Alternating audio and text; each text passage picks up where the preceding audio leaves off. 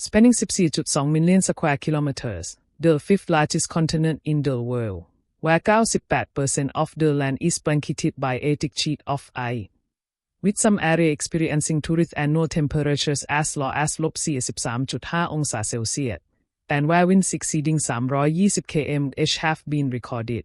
This is one of the most extreme places on Earth, Antarctica. Right at its heart lies the geographic South Pole, a place no human had reached until the early 20th century. This was an era when Europe and America were gripped by an exploration fever, and human curiosity was venturing into uncharted territories. Born on 15 February 1874 in country Kildare, Ireland, Ernest Shackleton was one such individual who, during his Antarctic expeditions, cheated death not once, but 3 times. Now look, Shackleton wasn't exactly keen on academics growing up. His passion lay in adventure, in discovering things no one had ever known before. This love for exploration drew Shackleton to the sea, and at the step hope, he joined the merchant navy. Here, he faced the harsh realities of the ocean and prepared himself to tackle them. Much like how businesses today need robust software to run smoothly, people are building multi-million POUND businesses online, but managing different processes, whether it is invoicing, inventory, CRM, or accounting, can be quite challenging. I am a businessman myself, running 3 to 4 channels where we work with brands and sponsors, and the challenges are real. Sometimes it is managing invoices, sometimes tracking inventory or customers. But then I found Odoo, a complete business management platform that solves all my issues in one page. Odoo is an all-in-one solution with dedicated applications for every major business task, reducing your workload. You can easily send invoices, collect payments, manage your entire inventory, track sales, and even build a website, all from Odoo. My favorite part: you can get a full overview of your business from Odoo's dashboard in one page. You can handle countless critical business processes from there. And the best part is you can choose only the applications your business needs, adding more as you grow. If you try Odoo's first app and love it, you can access additional apps for just a single subscription fee. Everything is fully integrated, and you get free hosting, customer support, and maintenance. If you need help, it is readily available. Check out the Odoo link in the description below. Explore it, and see how it streamlines and supercharges your business. Now, let's get to the topic. As I already mentioned, exploration fever was at its peak, and the race to explore Antarctica was so intense that this era is called the heroic age of Antarctic exploration. Our man Ernest Beer was also consumed by the desire to conquer Antarctica. His chance came in 1901 when Britain sent the Discovery Expedition, led by Robert Falcon Scott, to explore Antarctica. The goal: to achieve what no one had before, reaching the South Pole. On 21 December 1901, the ship set sail from New Zealand, arriving at Antarctica's McMurdo Sound on 8 February 1902. Remember McMurdo Sound, it is a capital anniversary. After arriving in February 1902, the Discovery Expedition team explored for about 3 months. The real journey began on 2 November 1902, when Scott, along with 2 companions, Edward Wilson and Ernest Shackleton, set off for the South Pole. They brought 22 Siberian dogs to hold supplies, but as the journey progressed, these dogs became a liability, unfit for Antarctica's brutal conditions, and all died. Yet they pressed on. By 30 December 1902, they reached 82 องศา17 South, about 900 km from the South Pole, closer than anyone had ever been. But going further seemed impossible. All the dogs were dead, and the trio had to hold everything themselves. To make matters worse, they were battling snow blindness, frostbite, and scurvy symptoms.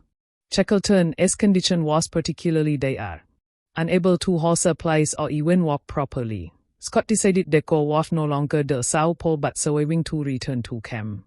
After a grueling 93-day journey covering 1,540 km, they made it back to the ship on 3 February 1903, where they received proper medical care and recovered. It is fair to say reaching the South Pole was like playing with death, and Scott, Wilson, and Shackleton were lucky to return alive. But friend, the hallmark of an explorer is that failure doesn't clip their wings. Ernest Shackleton's story is just that. After this life-changing the adventure, Shackleton lived a relatively ordinary life from 1903 to 1907, working as a magazine journalist, secretary for the Scottish Royal Theographical Society, in public relations at Glasgow City Works, and more. But his heart wasn't in a mundane life, it craved adventure. So, from early 1907, Shackleton began meeting businessmen to raise funds for another Antarctic expedition. This time, he wanted to lead the journey and become the first person to reach the South Pole. His biggest financier and ally was William Bidmore, a prominent British industrialist. In total, Shackleton secured 30,000, a substantial sum BSK then, but barely enough for an ambitious mission like this. To put it in today's perspective, 450 to 500 crore sounds massive, but launching a mass mission with that, you'd need ISO level grid. Shackleton had just that. He acquired a 40-year-old ship, Nimrod, 5,000 pounds, recruited 60 crew member, and bought 9 dogs and 15 Manchurian ponies. Why ponies? Because the Discovery expedition taught him dogs couldn't handle Antarctica's conditions, so he opted for ponies this time. Shackleton wasn't alone in the race to the South Pole. His former leader, Robert Scott, was also planning another Antarctic expedition and certainly didn't want Shackleton beating him to it. Shackleton approached his old Discovery comrades to join the Nimrod expedition, but faced rejections almost everywhere. He planned to set up his base at McMurdo Sound, but when Scott heard this, he was livid. Remember, McMurdo Sound was where Scott had based the Discovery expedition. It is a strategic spot, closer to the South Pole and with icy waters in summer, making it easier for ships to reach. When Scott learned of Shackleton's plan, he claimed priority rights over McMurdo Sound. Essentially, Scott had an unannounced Antarctic plan and didn't want Shackleton taking his prime spot, as a bet that would give Shackleton control for a year. Amid this debate, Shackleton showed loyalty to his former commander, promising not to bet at McMurdo Sound. Instead, he chose Barrier Inlet, where he and Scott had stopped during the Discovery expedition. On 1 January 1908, the Nimrod set sail from New Zealand under Shackleton's leadership, reaching Barrier Inlet by 23 January. But here is the twist, Barrier Inlet was gone. Rising temperatures since the last visit had melted it into the sea, and the remaining surface was too risky for a winter bed. Shackleton then considered King Edward Land in Maryburn Land, but moving ice in the sea made it impossible for the Nimrod to reach the coast. Fearing the ship could get trapped, Shackleton broke his promise to Scott and set up base at McMurdo Sound on 29 January 1908. Whatever the reason, Shackleton had thrown a spanner in Scott's plans. But did he reach the South Pole? Before we dive into Shackleton's South Pole journey, let's cover another key part of this expedition: climbing Mount Erebus. Mount Erebus is Antarctica's southernmost active volcano and its second highest altitude, standing at 3,792 meters. In March, Shackleton and his team successfully climbed it, becoming the first humans to do so. Then Antarctic winter hit from March to October, and the expedition paused. In the southern hemisphere, seasons are opposite to horse in the northern hemisphere. When it is summer here, it is winter there. After the winter, on 29 October 1908, Ernest Shackleton began his South Pole journey with 3 companions, Jameson Adams, Eric Marshall, and Frank White. They had to cover 2,767 km to reach the South Pole and return. Instead of dogs, they used ponies. By 26 November, they crossed 82° south, surpassing Scott's record and becoming the first to come so close to the South Pole. While it took Scott 59 days, Shackleton did it in just 29, avoiding past mistakes.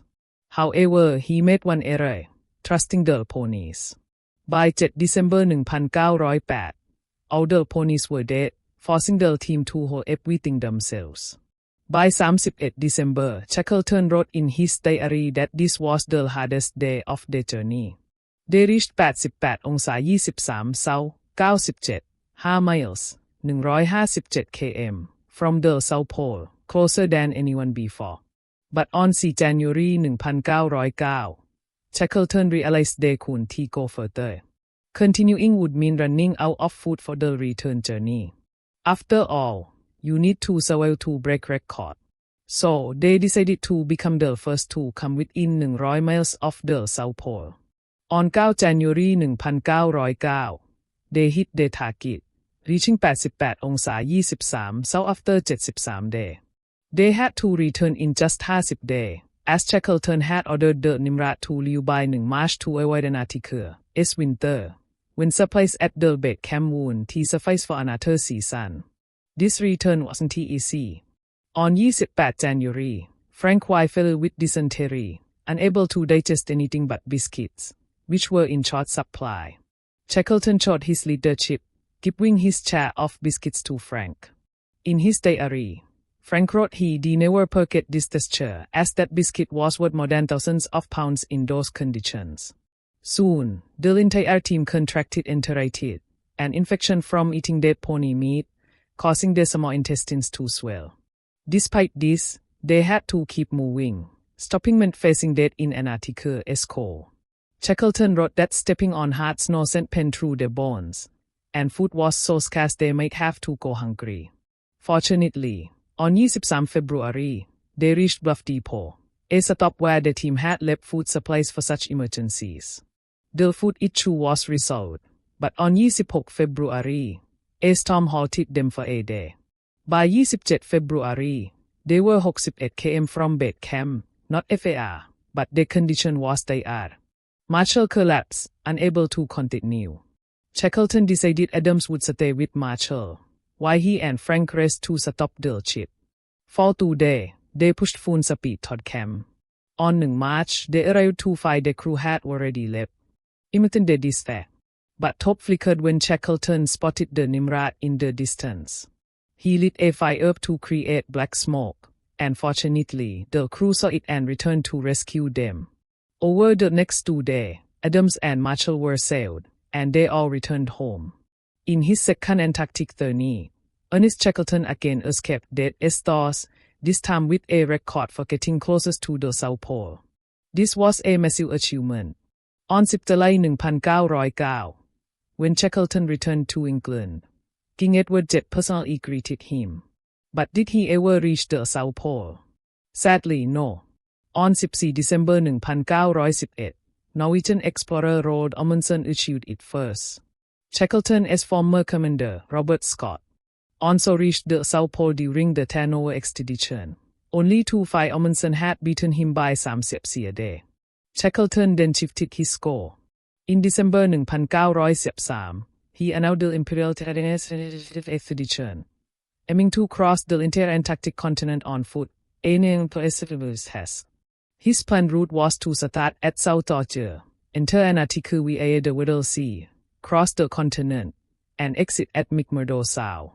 A few years earlier, he couldn't reach the South Pole from McMurdo Sound. Yet now he aimed to traverse the entire continent. Shackleton's plan was bold. 2 ships, Endurance and Aurora, would be involved. Endurance, with Shackleton and 6 others, would enter via the Weddell Sea to begin the journey. Day later, Aurora, led by Captain Aeneas McIntosh, would reach McMurdo Sound from the opposite side, supplying Shackleton's main party with food and essentials. The expedition began, and on 5 November 1914, Endurance reached South Georgia, an island in the Atlantic with a whaling station called Great Beacon, where Shackleton planned for a month. On 5 December 1914, they entered the Weddell Sea, but 2 days later, they encountered packed ice, floating ice chunks that began surrounding the ship. In cold regions like Antarctica, packed ice can trap ships, preventing movement. Shackleton hoped it would clear, but it didn't. A journey meant to take days stretched into months. From December to February, the ice didn't budge and Endurance couldn't move. Shackleton sent his crew to chip away at the ice with chisels and saws, but it made no difference. Realizing another Antarctic winter was coming, and their eye wound melt, they decided to spend the winter on the ship. For at least 4 months, Endurance and its crew were stuck in the middle of the sea. But a greater danger loomed. Packed ice pieces collide in the sea, creating extreme pressure on anything trapped between them. As winter peaked, the ice grip tightened, causing the ship to shake violently. Its hull bent, and water began flooding in, breaking the timber. On 27 October 1915, at -26 องศาเซลเซียส Shackleton decided to abandon ship. They boarded 3 lifeboats and left. Their dream of crossing Antarctica was over. Survival was now the goal. On the lifeboats, they calculated safe destinations. Powell Island, 557 km away, or Snow Hill Island, 500 km. Frank Worsley, Endurance's captain, suggested staying put, letting the ice drift them to open waters. But Shackleton insisted on moving forward. Their lifeboats moved slowly through the packed ice, sometimes at just 1 km per day. October, November, and December passed with no significant progress. The crew decided to camp on large ice floes, naming them Patience Camp, as the ice kept breaking, forcing them to shift repeatedly. When food ran low, they hunted seals and eventually killed their dogs. Food was sufficient, but the ice floes broke frequently. By 9 April, they set off for Elephant Island, braving the Southern Ocean's storms and ice. On 15 April, they reached Elephant Island, the only accessible place due to winter conditions. But Elephant Island was remote and uninhabited, rarely visited by ships. Waiting for rescue could take years. Shackleton decided to take a massive risk to save his crew. He, along with Frank Worsley, Tom Crean, Tim McCarthy, Harry McNish, and Tom Winson, boarded the Thames lifeboat to cross 1,300 km of the deadly Southern Ocean to South Africa. On 26 April 1916, they set off. The journey was brutal, high winds and ice gripped their boat. Shackleton noted a massive wave on 5 May 1916, the largest he'd seen in his 26-year career, which damaged the boat. After 7 days, they reached South Georgia, but landed on the uninhabited side. The whaling station was on the northern side, and their boat was too damaged to sail around. Shackleton, Worsley, and Crean decided to cross south on foot. On 20 May 1916, they reached the Stromness whaling station, rescuing their 3 other companions first. Rescuing the rest from Elephant Island took 4 attempts. The whaling station's ship, Southern Sky, was stopped by packed ice 110 km from Elephant Island. Shackleton sought help in Montevideo, Uruguay, securing a ship from the government, but I blocked them again. In Punta Arenas, Chile, they tried with the Emma, but I thwarted them once more, nearly trapping them. Fortunately, the Chilean Navy's Yelko rescued them. Shackleton requested the Yelko for a final attempt, and Captain Luis Pardo successfully evacuated all 22 crew members from Elephant Island. After over 4 months, everyone was sailed safely. This shows what an extraordinary leader Ernest Shackleton was. When it came to risking his life crossing the Southern Ocean, he led from the front, promising his crew he'd return to Elephant Island to save them, and he did. But the Antarctica he dedicated his life to exploring claimed him in the end. In 1921, Shackleton secured funds from his second friend Tom Quiller for another expedition, aiming to circumnavigate Antarctica, named the Expedition. On 24 September 1921, it set off from England, reaching South on 4 January 1922 aboard the Quest. At midnight on 5 January 1922, Shackleton complained of basic pain and discomfort. The expedition's doctor, Alexander Maclean, advised him to abandon the mission. Shackleton had suffered a minor heart attack in Rio de Janeiro en route from England but refused to turn basic despite the significant funding. When Maclean urged him to quit, Shackleton retorted that Maclean always told him to give up, which he never would. But Maclean was right. At 2:50 AM on 5 January 1922, Shackleton suffered a fatal heart attack and died. The man who escaped death in Antarctica 3 times was taken by fate before he could re-enter it. So, friend, What did you think of Ernest Shackleton's incredible story? Let me know in the comments below. If you enjoyed the video and learned something new, please like and share it with your friend. If you are a business owner or planning to start one, don't forget to check out Odoo. The link is in the description. If you are new here, subscribe to the channel and turn on the notification bell. And if you like this video, I recommend watching our next one about the Thakazing Coal incident, a story of a world champion debater diver who faced something unimaginable. It is super interesting, so check it out. I'll see you in the next episode. Until then, bye and cheese.